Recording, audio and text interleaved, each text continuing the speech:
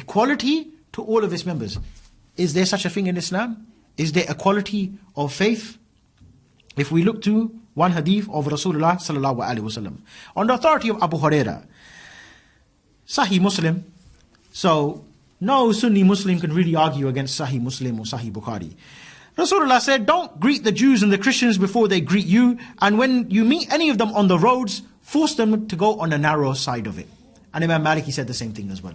In fact, Umar ibn Khattab, who Rasulullah sallallahu alaihi wasallam, he said that if there was to be another Nabi after me, it would be Umar ibn Khattab in his own charter, not charter of United Nations, in his charter with the people of Sham, with those Christians of Sham, in his charter was Kafir and Muslim, they're not allowed to wear the same clothes as one another.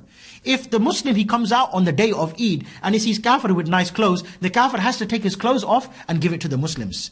The Kafir, when he walks inside the street, he has to wear a red belt around his neck, and he has to have his forehead shaved, and he has to wear two shoes which are different from one another. He's not allowed to walk on the pavement. He has to walk in the middle of the road, and he has to ride on a mule.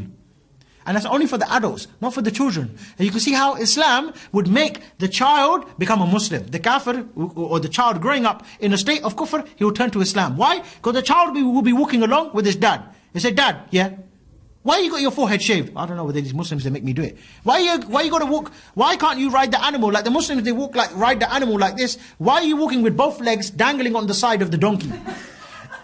Why is it every time the Muslim comes to you, he asks you for your clothes, you give it? Why is it every time he tells you to get down from the horse, you have to take it? And not only that, he said the kuffar, they can have their churches. They can have their churches, but they're not allowed to ring the bell. And if a Muslim, he's walking by, let's say for example, a Muslim's been on Edgware Road for example. He's had some nice shisha, some nice steak, no hubble bubble, we don't deal with anything like that. And he's walking along and he's rubbing his belly and he's like, oh man, you know, I don't want to upset my wife tonight. What he can do, he can go to the church, knock on the door, John, let me in. Okay, no problem. John has to put up Abdul Ghafoor for the night.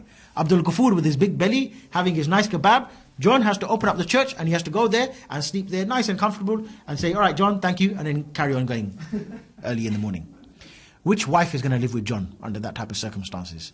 What kind of honoring is this for me to live with John and Abdul Ghafoor comes every Friday night and sleeps in our bed as well? Of course. Because sunnah is to look after the guest, isn't it?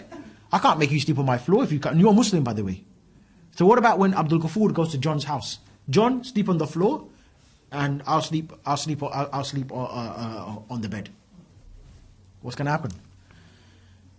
Tracy's going to be on the floor thinking, my husband, he's got a forehead shaved, and this one, look at this one, Khattab, mashallah. Which one's more attractive? We're not gay, but I'm just saying. A man with his forehead shaved and one belt around his neck and two different colored shoes, or Amir Khattab.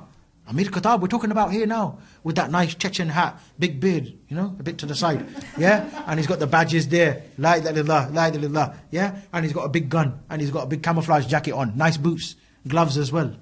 Even if he's got a couple of fingers missing, still looks attractive, yeah? What's Tracy going to do? John's in for a problem. He just let him in for a kebab, he lost his own wife as well. So everyone's going to become Muslim. That is, my dear brothers, the Islamic State.